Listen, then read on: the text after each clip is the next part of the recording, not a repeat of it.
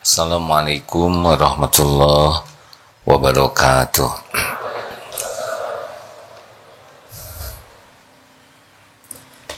Alhamdulillahi rabbil alamin. Alhamdulillahilladzi khalaqal mauta wal hayata liyabluwakum ayyukum ahsanu amala wa huwal azizul ghafur. Allahumma shalli wa sallim wa barik ala Muhammadin wa ala alihi wa ashabihi ajma'in. Ya Allah, ya Arhamar Rahimin, ya Syahid, ya Raqib, doa yang maha menatap berkahi majlis ini. Golongkan kami menjadi orang yang hakul yakin kepadamu ya Rabb. Golongkan kami menjadi hamba-hamba yang selalu ingat kepadamu setiap saat. Golongkan kami menjadi orang yang selalu merasa disaksikan olehmu, selalu merasa didengar olehmu, selalu merasa ditemani olehmu.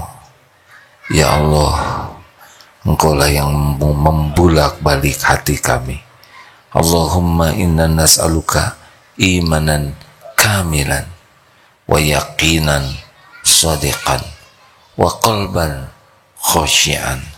Taqabbal minna ya karim, innaka antas sami'ul alim. Amin ya rabbal alamin. Alhamdulillah. Suaranya ini jelas terdengar?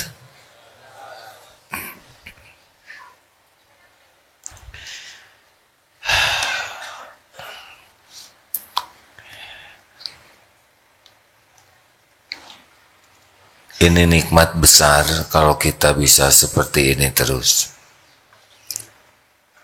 Ayat-ayat ini kalau kita baca dan kita yakini akan mengubah hidup kita drastis.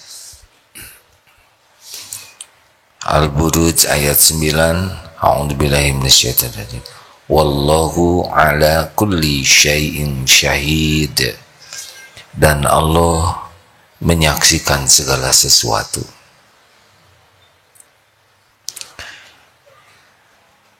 Kalau kita sudah yakin Allah menyaksikan segala-galanya,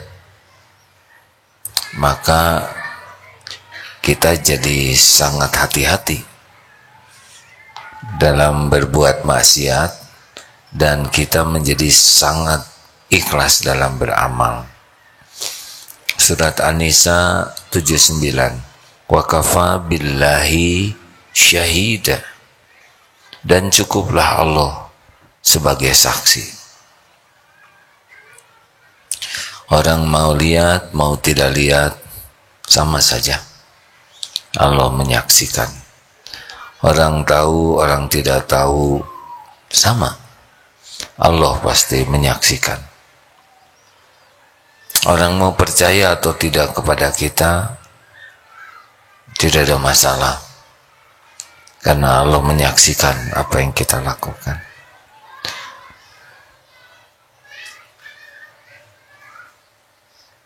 Ini anak-anak siapa? Di luar, di sini?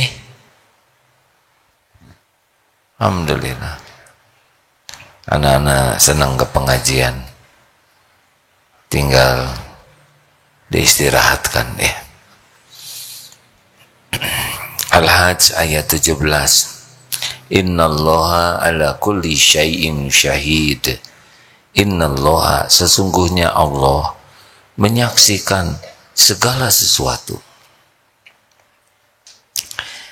Asyahid, Allah maha menyaksikan, tidak ada yang luput. Allah menyaksikan apapun yang terjadi, dimanapun, kapanpun, tidak ada setitik pun yang luput. Surat An-Nisa ayat 1. Innallaha kana alaikum raqiba. Sesungguhnya Allah senantiasa menjaga dan mengawasimu. Ar-Raqib itu mengawasi. Jadi kita tidak pernah sesaat pun lepas dari pengawasan dan penjagaan Allah. tidak ada sendirian, tidak pernah ada. Dimanapun, kapanpun. Bahkan kita bersembunyi di tempat yang paling tersembunyi sekalipun, pasti Allah mengawasi kita, pasti. Karena diri kita ini ciptaan Allah. Diri kita ini milik Allah. Dan diri kita ini setiap saat diurus oleh Allah. Kita tidak tahu bagaimana mengurus tubuh ini. Bagaimana mungkin kita lepas dari pengetahuan Allah, sedangkan kita ini ciptaannya, miliknya, dan setiap waktu kita yang ngasih rezeki itu Allah. Nafas, minum, makan, pakaian, detik demi detik sel-sel kita berbelah, itu semua dengan pertolongan Allah. Jadi benar-benar tidak ada yang lepas apapun yang kita lakukan, termasuk apa yang ada di hati kita. Surat An-Nisa 1, sebentar, Al-Baqarah 235, wa'lamu annallaha ya'lamu ma fi anfusikum fahdaru wa'lamu annallaha ghafurun halim. Ketahuilah, Allah mengetahui apapun yang ada di dalam hatimu, maka takutlah kepada Allah, dan ketahuilah bahwa Allah Maha Pengampun lagi Maha Penyantun. Wa huwa ma'akum aynama kuntum wallahu bima ta'maluna basir. Al-Hadid ayat 4. Dan Dia, Allah, bersamamu dimanapun engkau berada, dan Allah Maha melihat apapun yang kau kerjakan. Wasbir li hukmi rabbika fa innaka bi a'yunina. Surat At-Tur ayat 48. Dan bersabarlah dalam menunggu ketetapan Rabb-Mu, maka sesungguhnya kamu berada dalam penglihatan kami. Ya'lamu kha'inatal a'yun wa ma tukhfis sudur. Dia, Allah, mengetahui pandangan mata yang khianat dan apa yang disembunyikan di dalam hati. Ghafir 19. Kalau ini bisa kita yakini, maka kesibukan kita itu bersama Allah setiap waktu. Dan kata Imam Ibnu Qayyim, beliau berkata, rahimahullah, sesungguhnya kegembiraan hati, kesenangan, dan penyejuk hati karena Allah tidak ada yang menandingi dan menyerupai satu apapun dari kenikmatan dunia ini. Ini adalah bagian dari kenikmatan penghuni surga, sampai-sampai sebagian ahli ibadah mengatakan, sesungguhnya waktu berlalu melewati diriku dan aku berkata, jika penghuni surga seperti ini keadaannya, sungguh mereka dalam keadaan yang baik. Artinya orang yang selalu ingat kepada Allah, selalu bersama Allah, itu bahagia sekali apapun keadaannya. Dengan kata lain, kita menderita tuh karena apa? Jawab atuh hadirin, karena lupa kepada Allah. Kalaupun ingat, kurang yakin. Ini barusan sholat isya, bayangkan badan berwudu, ngadep ke kiblat, ya kan? Di masjid, ini masjid, sholat jamaah, wudu, ngadep kiblat, Allahu Akbar. Belum tentu ketika mulut menyebut Allah, hati ingat ke Allah. Bismillahirrahmanirrahim.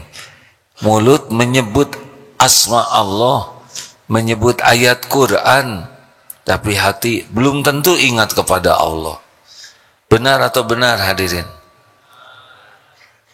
Nyebut Allahu Akbar mulut saja, hati belum tentu ingat. Sujud saat terdekat kita dengan Allah, justru di sana kita ngelamunnya.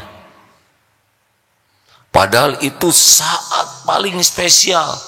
Bayangkan wudu, ngadep kiblat, sesudah dengan berbagai bacaan, sesudah ruku, sujud. Tapi tidak banyak yang sedang sujud kepada Allah, ingat ke Allah. Itu masalah kita hadirin. Yang lain-lain, masalah ekonomi, kesehatan, kerjaan, keluarga, semua masalah kita itu ada dalam pengetahuan Allah, ada dalam kekuasaan Allah, ada dalam genggaman Allah. Kita sering mempermasalahkan rezeki, padahal rezeki kita itu sepenuhnya milik Allah dan sepenuhnya Allah yang memberi setiap saat. Bukan rezeki sebetulnya yang aslinya.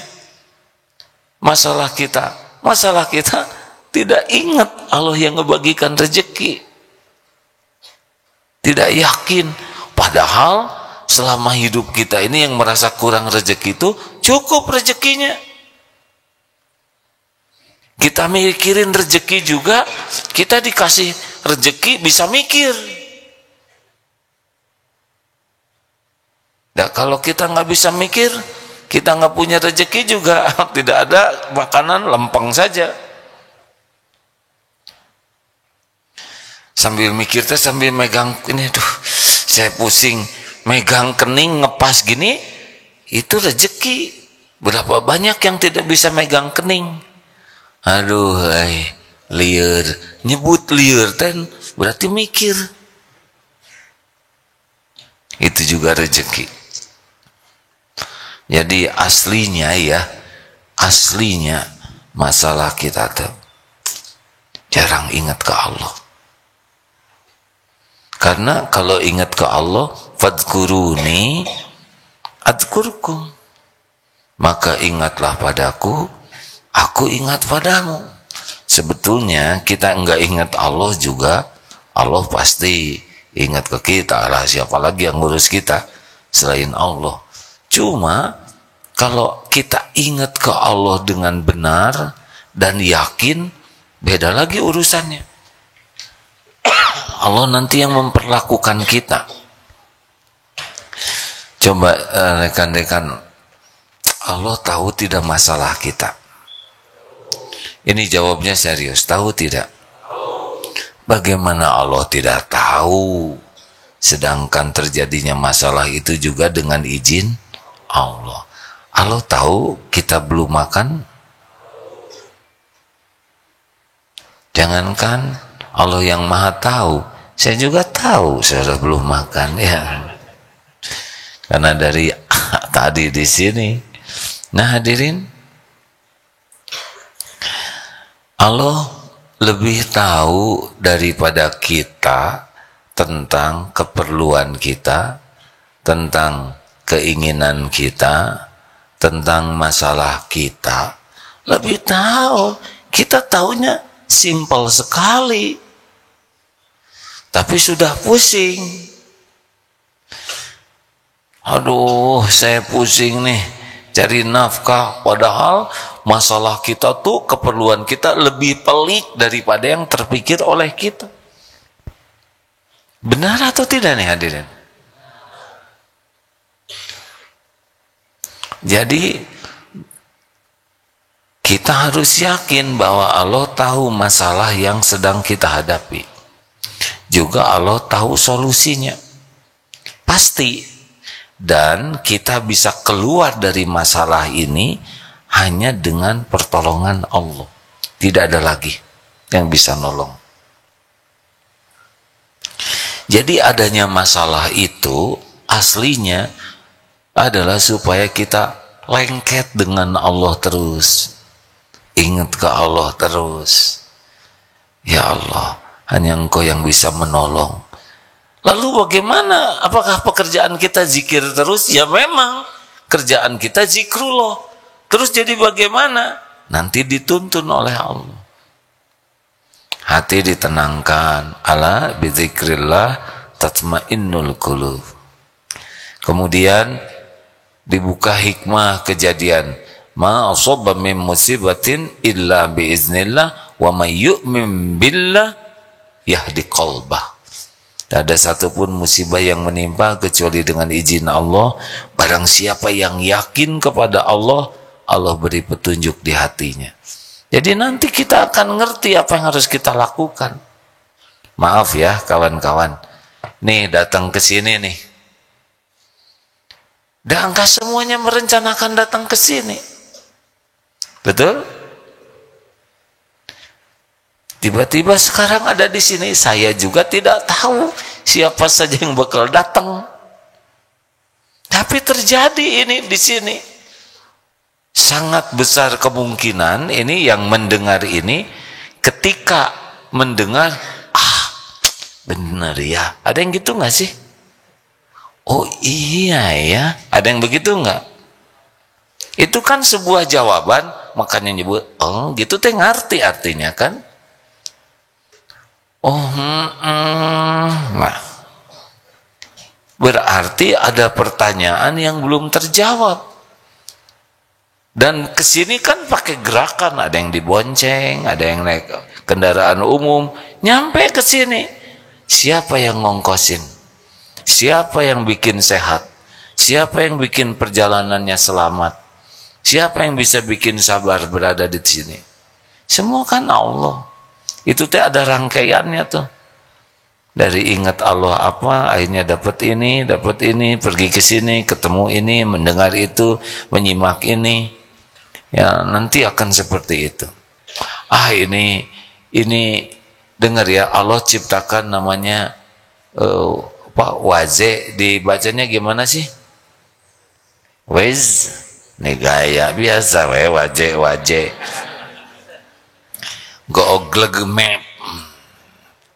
Map ya, yang ada map itu qadarullah, itu Allah yang takdirkan sekarang kita hidup di zaman Google Map ini. Mau kemana?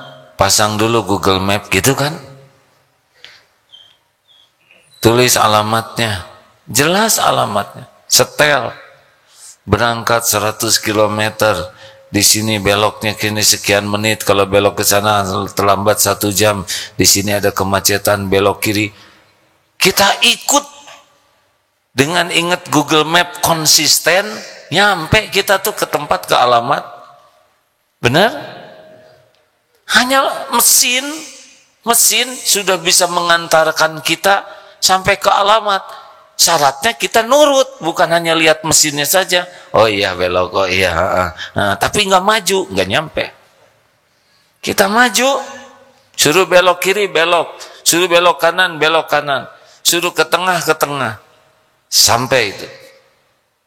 Artinya kita percaya ke Google Map aja, terus mau nurut petunjuknya, sampai. Mesin. Bagaimana dengan Allah subhanahu wa ta'ala, Tuhan semesta alam, pencipta langit dan bumi, yang menguasai segala-galanya, mengetahui segala-galanya, menentukan segala-galanya. Gimana kira-kira kalau kita yakin seperti itu terus patuh? Kalau ke mesin aja sudah ditunjukkan nyampe kan? Jadi persoalan kita yang pertama dan utama tuh ke Allahnya. Banyak lupa. Masalul ladzi yadhkuru rabbahu walladzi la yadhkuru rabbahu masalul hayy wal mayyit.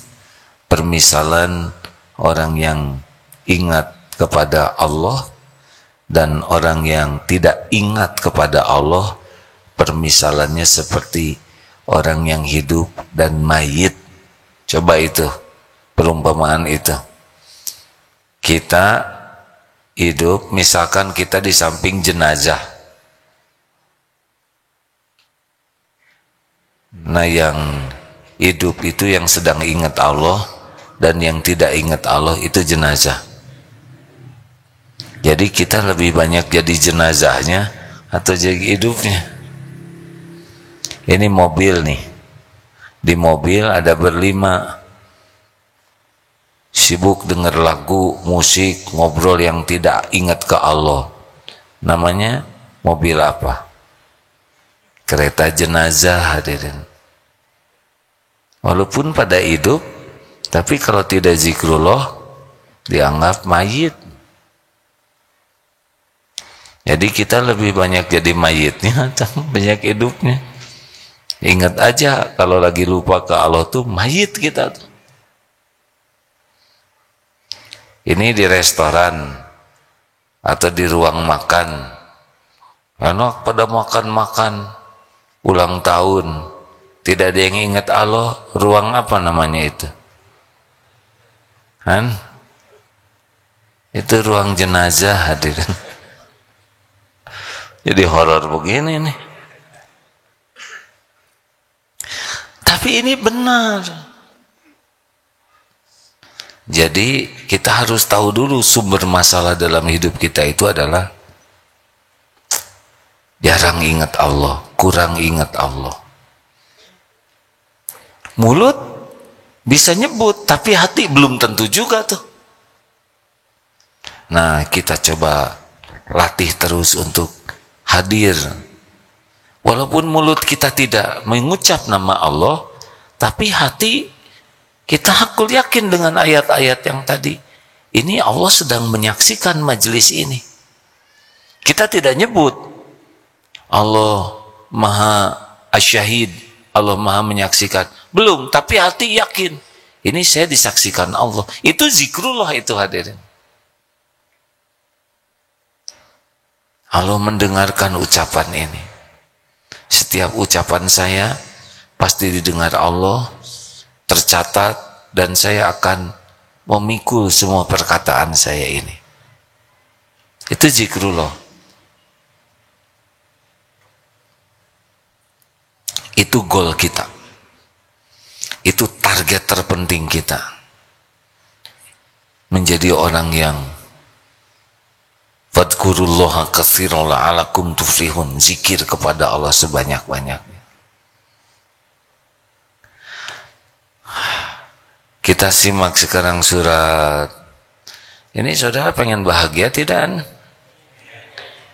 Yang diam aja ada, dicatat juga itu. Diam aja. Yang ingin tapi kepaksa karena takut disalahkan. Surat An-Nahl ayat 97 ya. Kalau kita ingin bahagia, apakah bahagia dengan banyak uang? Apakah bahagia dengan gelar? Apakah bahagia dengan banyaknya followers? Apakah bahagia dengan dicitayam? Ada di sini alumni Citayam, hakul yakin tuh nggak bahagia kalau nggak ingat ke Allah, semuanya ya. Belum takut ketubruk ya.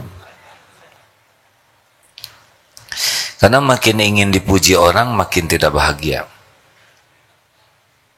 Yang bahagia tuh ingin dipuji Allah. Makin berharap dikagumi orang makin tidak bahagia.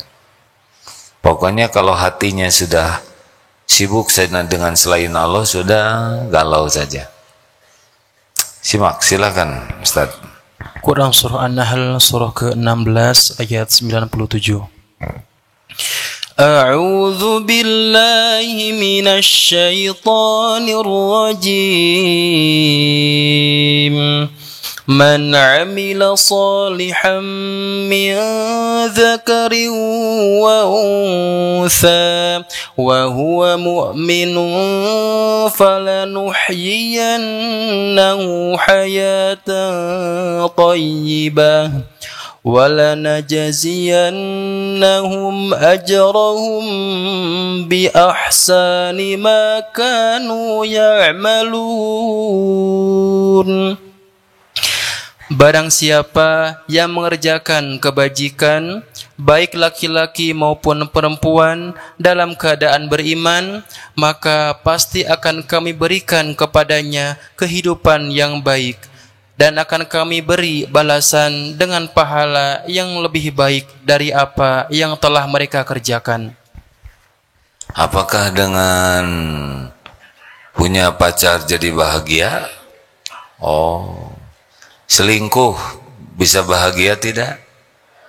Itu yang cerita terbaru yang nembak itu, selingkuh, kemudian dia berusaha membayar orang, meracun istrinya, gagal, nyantet, gagal, akhirnya membayar 4 orang untuk nembak istrinya. Pas nembak, yang nembaknya tidak tega, disuruh nembak kepala jadi nembak perut, kemudian tidak meninggal. Ini suaminya yang selingkuh itu sempat datang ke rumah sakit. Akhirnya yang 4 penembak itu diburu, ketangkep 4-4-nya. Nah, yang selingkuh itu ngajak selingkuhnya pergi, nggak mau, gagal nih.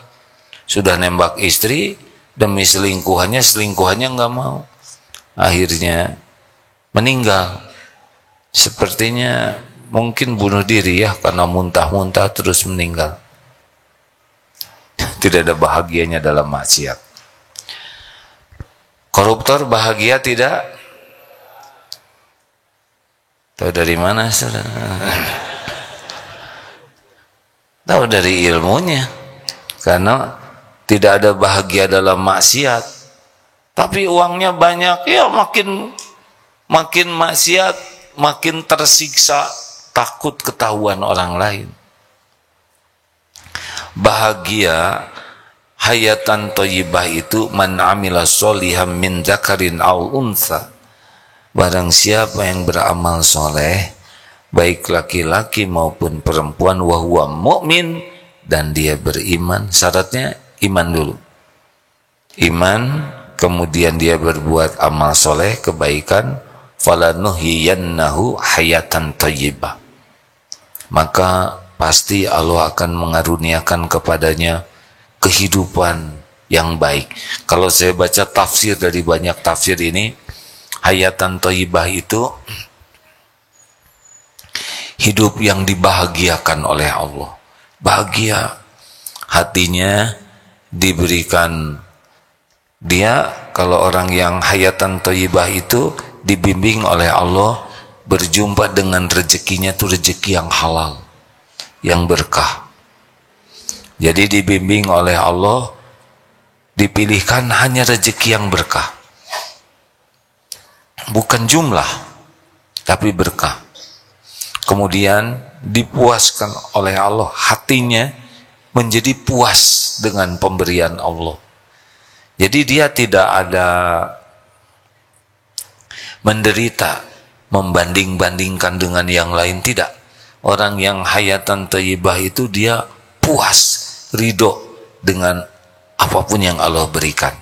Udah menjemputnya dia dengan cara yang baik, ketika ketemu dia bersyukur, berapapun pemberian Allah dia puas, qanaah. Nah, begitulah ibadahnya jadi enak, dikumpulkan dengan orang-orang baik. Jadi kehidupannya tuh benar-benar kehidupan yang bisa nambah iman, nambah amal soleh, nambah dakwah, tawassul bil haq, nambah tawassul bis sabr. Maka kuncinya adalah bagaimana kita yakin ke Allah dan sibuk dengan amal soleh. Kalau amal soleh, nanti kapan saya kerjanya? Lah, kerja itu bagi kita adalah amal soleh. Nih ya, bagi pedagang, dagang bagi kita itu amal soleh, hadirin. Rezeki Allah yang ngebagikan. Kenapa Kang jualan kok timbangannya selalu diukur? Ya, Saya tidak boleh ada kelicikan sedikit pun juga. Allah mengetahui timbangan ini. Kenapa selalu dibedakan mana yang sudah matang, hampir busuk, yang baru ini yang mentah? Ya, ini Allah melihat dagangan saya. Nanti nggak ada yang beli dong, nggak ada masalah. Yang penting Allah ridho. Ini hari ini laku atau tidak? Laku atau tidak semuanya amal soleh. Belum laku saya dapat pahala sabar. Berapa ini sekilo? 50.000. 2.500 ya. Marah jangan. Marah jangan. Mau ngapain marah? Uang-uang dia, mulut-mulut dia, barang-barang kita. Belum bisa Bu, modalnya juga 35.000. Jujur, nggak boleh ya ngebohong. Ya kalau gitulah 10.000 lah sekilo. Ibu, kenapa Ibu nawar 10.000? Saya juga tahu Pak, ini harganya 50.000. Cuma uang saya cuma 10.000. Anak saya pengen. Ambil Bu, 2 kilo. 10.000, gak apa-apa. Rugi dong. Tidak ada ruginya Bu. Saya dagang bukan buat nyari uang, nyari amal soleh. Ibu bahagia, saya bahagia. Ambil, nggak usah diposting Bu. Bahagia tidak? Dengarnya enak tidak? Kebenaran tuh begitu. Masih ingat kisah ibu-ibu yang masak buat suaminya? Masih ingat belum? Ingat-ingat saja ya. Masak buat suami. Pak, ini makanan sudah siap. Ini makanan kesukaan Bapak. Kesukaan Papi. Pi, ini mie. Kesukaan Papi ini sudah saya siapkan. Dari kemarin belanja khusus, dimasak dari pagi. Kata suaminya, aduh Mi, punten, saya sudah ada janji pagi ini mau sarapan sama teman-teman sepedaan. Gimana ya? Gimana coba? Oh, sudah janji? Aduh maaf, saya belum tahu. Sempurnakan Pi. Janji harus disempurnakan. Makan dengan saya sama tiap hari. Apalagi kalau janji. Ayo, berangkat. Tapi gimana? Jangan ragu. Semua sudah dicatat Allah, mau saya makan sendiri. Ini kalau perlu dibungkus buat teman-teman. Mudah. Enak tidak? Suasana itu enak tidak? Kenapa coba? Karena goalnya amal soleh. Ada seorang ayah yang mendidik anak. Anaknya belum mau nurut. Malah sering ngebandel. Sering mengecewakan. Sering ngeselin. Tapi bapak ini saya dengar kisah seorang teman ya bersabarlah. Dia sabar. Ditanya kenapa? Ya karena saya ngurus anak adalah amal soleh saya. Saya mohon ampun ke Allah kalau anak ini belum baik karena dosa saya. Sekuat tenaga saya beri contoh. Sekuat tenaga saya bisa membantu, memberi ilmu, pengalaman, wawasan. Ya tidak harus langsung jadi soleh. Yang penting setiap waktu jadi amal soleh. Ada waktunya Allah membolak-balik. Allah melihat segala-galanya. Tidak ada satupun yang kita lakukan tidak diketahui oleh Allah.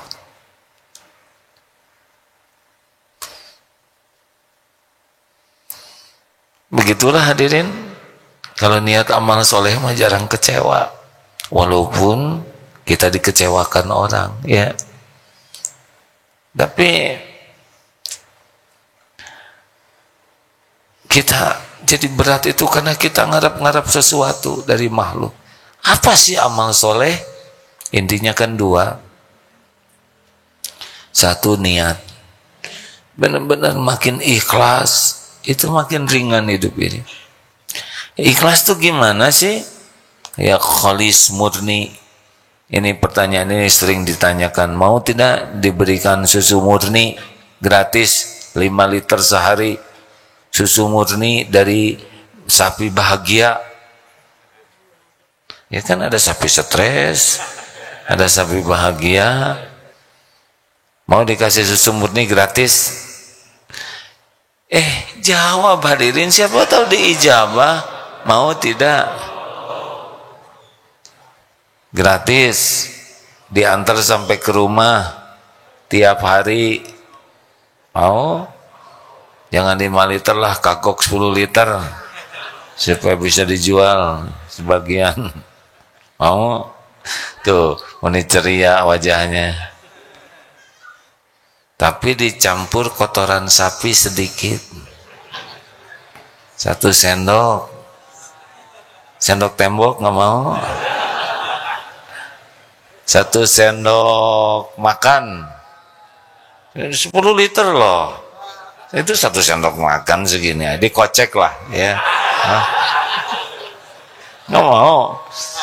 Gimana kalau 1 sendok kecil? Saudara nggak tahu lah, saya diam-diam aja, tapi saya terus terangan tersamarkan dikocek gitu, aduh pakai blender. Gimana kalau sencret aja? Asal ada pemanisnya. Astagfirullah, ampun ya Allah, astagfirullah. Nggak mau karena tidak murni, ya. Harusnya begitu kata Allah tuh.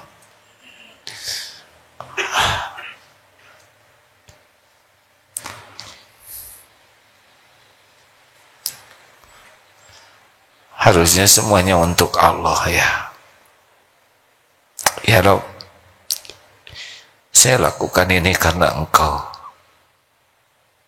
Semoga Engkau terima, ya Allah. Cukup. Cukup. Orang lain mau tahu tidak tahu sama saja. Orang lain berterima kasih atau tidak sama. Itu bukan urusan kita, orang lain berterima kasih atau tidak. Orang lain menghargai atau tidak, gak apa-apa. Orang lain ingat atau tidak, itu bukan urusan kita. Urusan kita, apapun yang kita lakukan, agar Allah ridho, agar Allah yang maha melihat, menerima. Sesederhana apapun, ngasih makan kucing, ya Allah, terimalah ya Rabb. Beri makan, Engkau menyaksikan. Kucing ini ciptaanmu, makhlukmu. Kasih makan. Nggak ada cerita ingin direkam, diposting. Buat apa? Buat apa? Tuhan kita bukan followers kita, kan? Tuhan kita bukan subscribers. Mungkin ada kalanya kita memposting sesuatu untuk dakwah. Tapi ya, sebagian besar tidak usah diposting. Berpuas-puaslah. Ada kalanya Allah menggerakkan orang tahu, ya kita. Ada kalanya Allah menggerakkan orang tidak berterima kasih, nggak apa-apa. Ada kalanya kita dihina, diremehkan kebaikan kita, nggak apa-apa lah. Nabi juga berbuat yang terbaik. Ada yang menghina, meremehkan, dan tidak apa-apa. Nikmati hadirin, dimanapun, kapanpun, selalu niatnya dulu. Ya Allah, terimalah.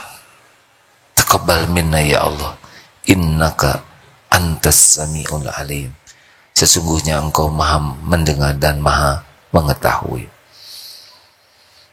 Ini yang bisa bikin bahagia tuh. Niatnya benar, lillahi ta'ala, caranya juga benar. Nanti tidak semudah ini ya. Ini teori mudah. Tapi dalam praktek tuh aduh, banyak ingin diketahui, dipuji, ingin dihargai, ingin dia balas budi, ingin dikagumi. Ini lawan terus kalau beramal soleh itu. Karena disinilah Allah menyimpan kebahagiaan itu.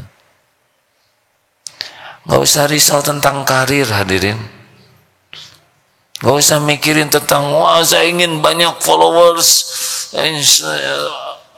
subscriber supaya banyak likes, kemudian supaya banyak iklan, liars. Gak usah pengen terkenal. Ya kecuali yang memang harus jualan, harus mensosialisasikan, tapi ya baik biasa-biasa saja. Lempeng-lempeng aja. Allah nanti yang mengatur. Kalau saudara baik terkenal, saudara bakal terkenal. Berapa banyak yang ingin viral, sampai ketabrak nggak viral-viral, ya kan? Betul? Mau ngapain mikirin viral? Mau terkenal? Mau apa? Gak penting terkenal itu. Yang penting postingan kita diterima Allah. Tapi yang nontonnya 2, nggak apa-apa, nggak dianggap gagal. Kalau Allah ridho, nggak ada yang nonton sekalipun. Ini ceramah ya. Apakah banyaknya yang menyimak ini tanda sukses? Tidak. Tanda sukses itu kalau ceramah kita diterima Allah itu sukses. Banyaknya jamaah yang menyimak bukan tanda-tanda kesuksesan. Banyak yang tidak banyak yang mendengar tapi jauh lebih mulia daripada yang terkenal. Banyaknya jamaah yang menyimak itu ujian. Merasa hebat, merasa sukses, banyaknya followersnya. Jadi merasa, ya Ustadz cuma sedikit followersnya. Ini dong Ustadz yang sukses. Kata siapa? Berapa banyak kekasih Allah yang tidak punya followers, tidak punya medsos sama sekali. Langsung, wah kalau gitu saya mau matiin aja medsosnya. Terserah. Hanya jangan sampai menuhankan, membuat konten-konten demi dinilai, ya. Ayo tanya niat, mau apa-apa terluangkan waktu, ya Allah. Termasuk menghafal Quran. Mau apa? Disebut qori'ah, hafiz, hafizoh. Apa manfaatnya? Kalau itu yang jadi tujuan, jangan. Tujuannya apa? Ya saya mau baca Quran. Semoga setiap huruf yang saya baca Allah suka. Kata teman-teman saya lemot, nggak gampang hafal. Teman-teman sudah hafal 5 juz, 10 juz. Saya baru juz 30 misal, ya. Ya nggak apa-apa. Orang lain 5 kali baca langsung hafal, kita 20 kali baca belum hafal-hafal juga. Apa masalahnya kan? Baca terus, tiap huruf yang dibaca Allah pasti menyimak. Yang kalau kita baca Quran, orang lain mendengar, Allah lebih mendengarkan lagi. Makanya niatkan. Kenapa menghafal? Ya saya ingin Allah suka, ingin Allah ridho. Kenapa kamu jadi orang jujur? Ya karena Allah senang sama orang jujur. Saya jujur supaya Allah sayang sama saya. Udah selesai itu. Apakah orang percaya atau tidak ke kita, ya? Apakah orang menghargai kita atau tidak? Itu kecil. Ini penting hadirin kalau mau bahagia. Bu, ada ibu-ibu tidak nih? Calon ibu, ya lempeng-lempeng weh ya. Kalau nanti berumah tangga adik-adik, lakukanlah yang terbaik. Supaya apa? Supaya Allah ridho, selesai. Suami belum tentu menghargai, suami belum tentu membalas budi, tapi Allah pasti menyaksikan. Sama nih lelaki juga, lelaki misalkan nanti membanting-banting tulang, ya namanya juga tukang daging hadirinnya. Udah capek pulang ke rumah, gak usah ngarap-ngarap keluarga mengakui kita sebagai kepala keluarga yang berjerih payah, yang capek, sehingga kalau duduk deh ribuh aing jadi lelaki. Tuh jadi awewe tadinya. Jangan. Nggak usah cerita capek, nggak usah cerita kerepotan, ya, karena semuanya kan amal soleh kita. Dosa berguguran kalau ikhlas. Tapi saya dagang seharian cuman dapat 50.000. Ya, kalau Allah mau ngasih segitu, syukuri. Tapi kan semua capek. Kebetulan jualannya jualan jublek, tahu kan? Raja Coet ya, udah berat. Itu semuanya dihitung, tiap langkahnya, tiap pegelnya, tiap capeknya. Saya hasil jualan ini nggak saya pakai makan karena anak istri belum makan. Dicatat semuanya oleh Allah. Semuanya dicatat oleh Allah. Kalau niatnya amal soleh, kan?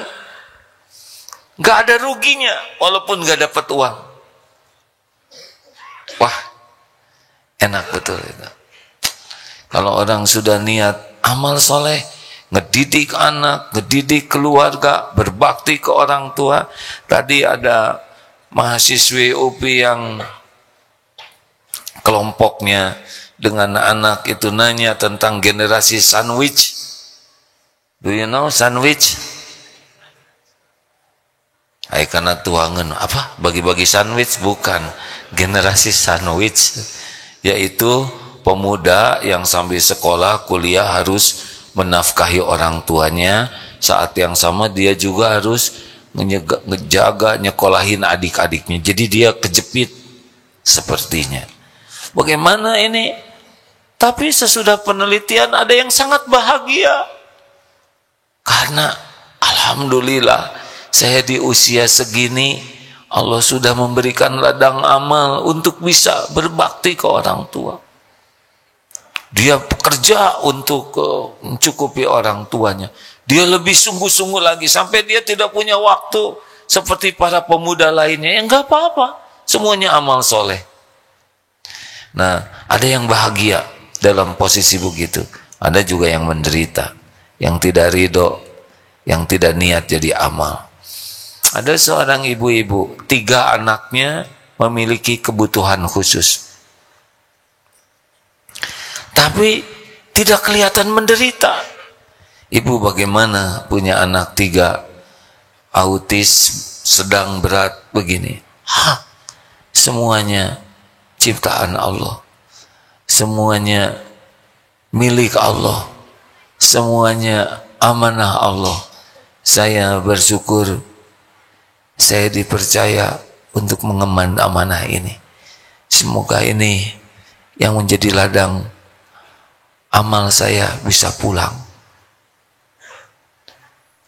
Tidak berat karena sibuknya adalah capeknya itu jadi amal soleh. Ada yang nikah dengan tunanetra, ditanya kenapa? Ya ini amal soleh saya. Ada yang nikah dengan yang lumpuh, niatnya sama. Ya, semoga ini jadi amal soleh. Begitu hadirin. Jadi kalau kurang bahagia teh, kira-kira udah ketahuan penyebabnya apa? Nggak diniatkan jadi amal soleh. Dalam tentang rezeki mah ada waktunya, Allah yang ngebagi. Allah sudah tahu kok. Maaf ya, ini wajah-wajah, maaf ya, wajah-wajah banyak cicilan. Nggak usah ngacung, hadirin dah. Saya nggak akan melunasi ya. Kalau tahu cicilan kita, hutang yang mau jatuh tempo, tahu. Dah deketin Allah saja maksimal. Caranya gimana? Caranya yakin, selalu husnuzon kepada Allah dan terus saja doa. Masih ingat itu? Kemarin di Tanah Suci lihat tayangan, ada seorang ulama yang bercerita di masjid, ada yang nangis terseduh-seduh, panjang sujudnya, doa, ya Allah tolong ya Rabb, saya minta uang, disebutkan jumlahnya tuh, tolong ya Rabb. Lalu karena sedih lihat ini, kenapa Pak? Ya saya sedang, istri saya harus melahirkan, dioperasi, saya perlu uang segini, hanya Allah yang bisa membayarkan. Doa selesai sholat, ini ulama di sana kedatangan tamu. Yang tamu itu mau bayar zakat dan sudah ditunggu selama 1 minggu. Ya Allah, saya ingin zakat saya ini benar-benar utuh untuk orang yang sangat perlu. Nanya ke ulama itu, saya akan bayar zakat, katakanlah bahasa kitanya 15 juta. Ulama yang dengar itu langsung nangis. Nangis 15 juta. Karena tadi yang doa itu minta 15 juta, katakanlah begitu ya. Ya Allah, lihat itu nangis perlu 15 juta, datang orang mau zakat 15 juta.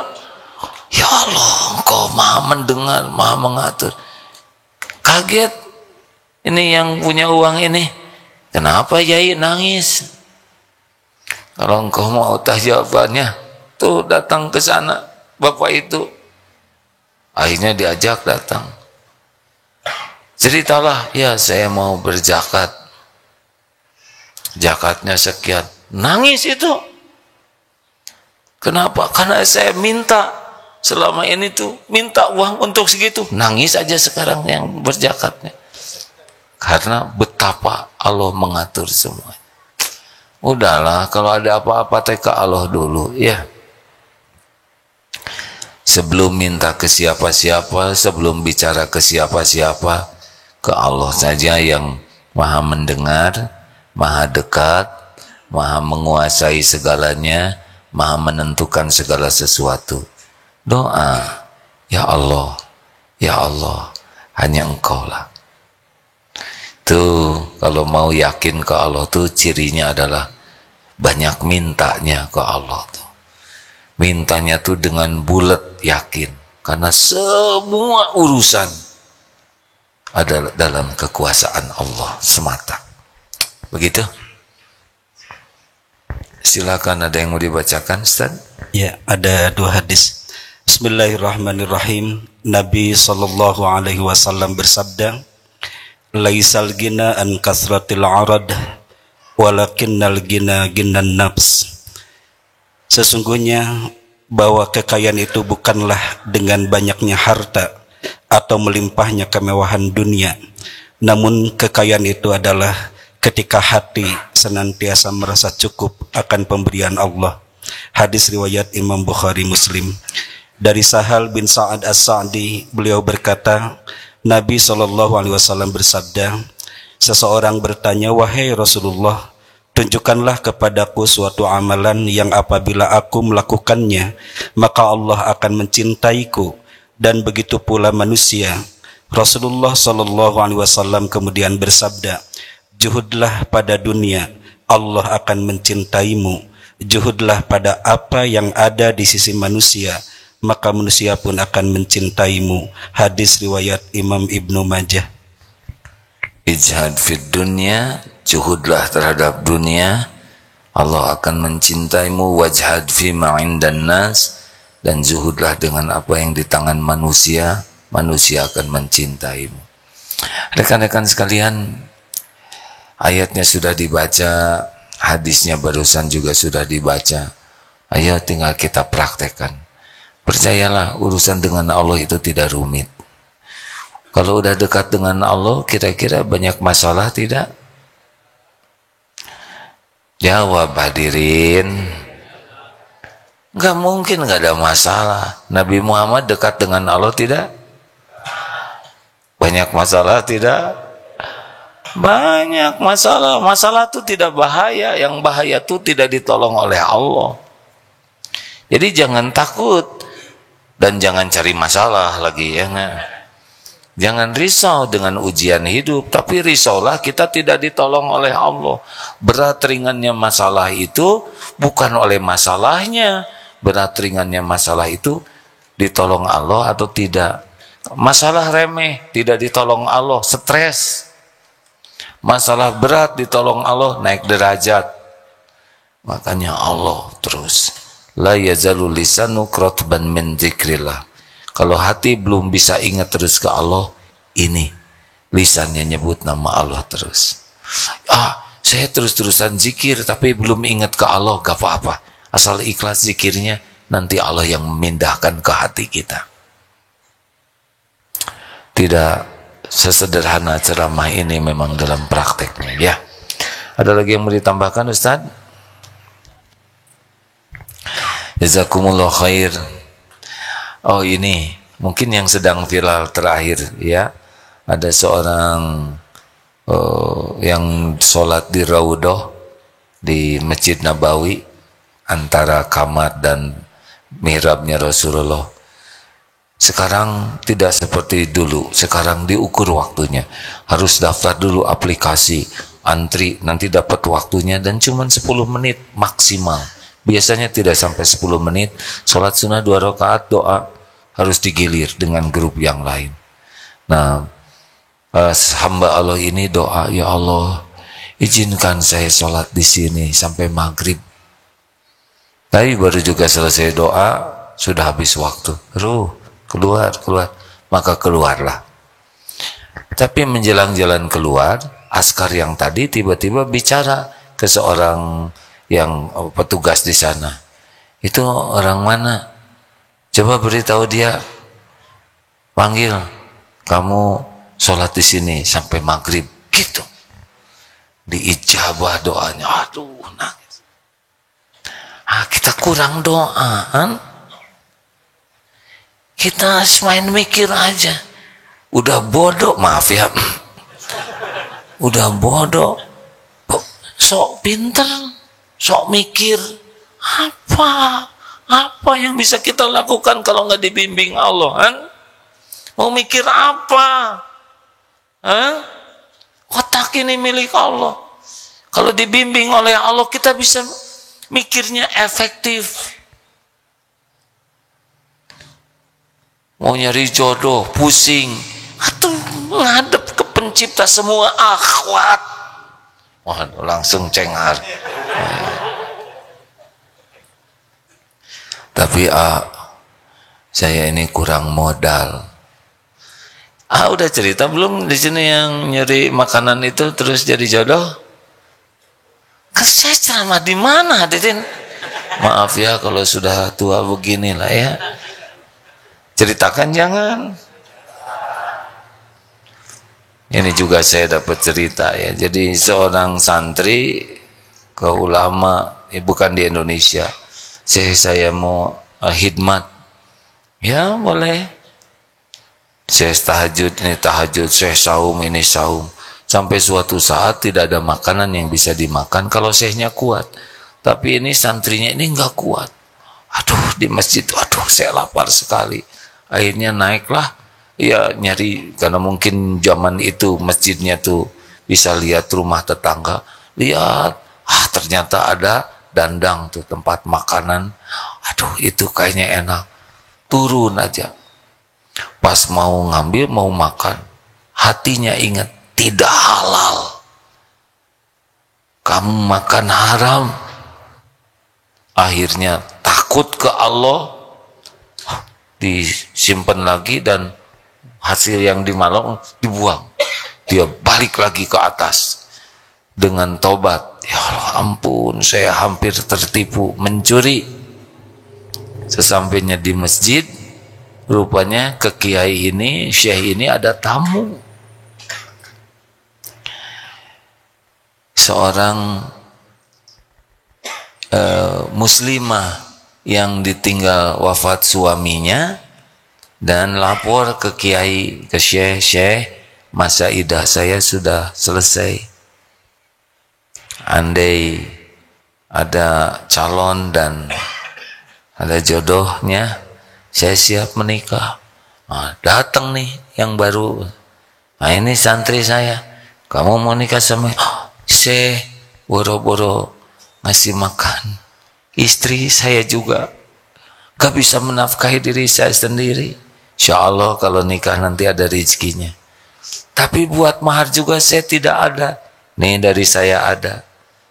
Ada rezekinya. Akhirnya nikahlah. Selesai ijab kabul, maka sudah sah halal tuh, diajak oleh istrinya, karena istrinya tuh punya rumah. Mari ke rumah saya, Kang. Diajaklah ke rumahnya. Ternyata rumahnya tuh sebelah masjid. Pas masuk, rete. Silakan.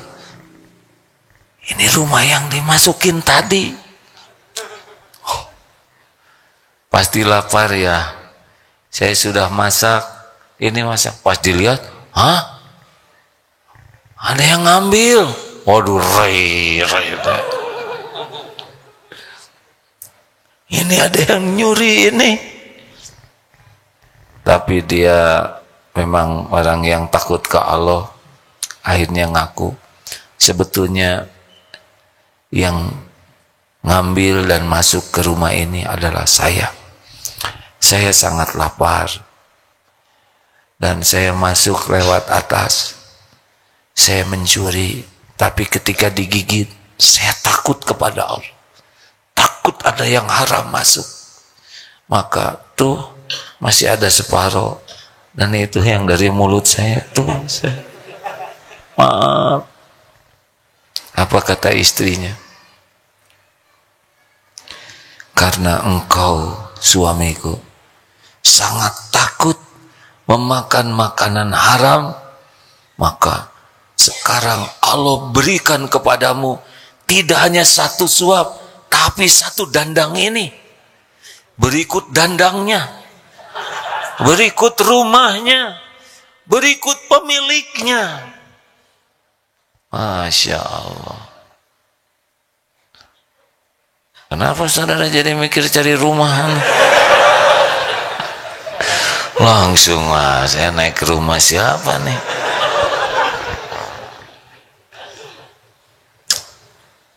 Tapi hal seperti ini bukan hal yang aneh bagi ahlul yakin itu. Ya, terima kasih sahabatku yang baik.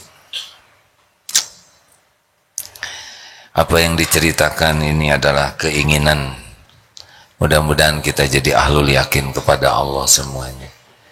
Usahakanlah ingat kepada Allah sebanyak-banyaknya. Jangan turutkan nafsu.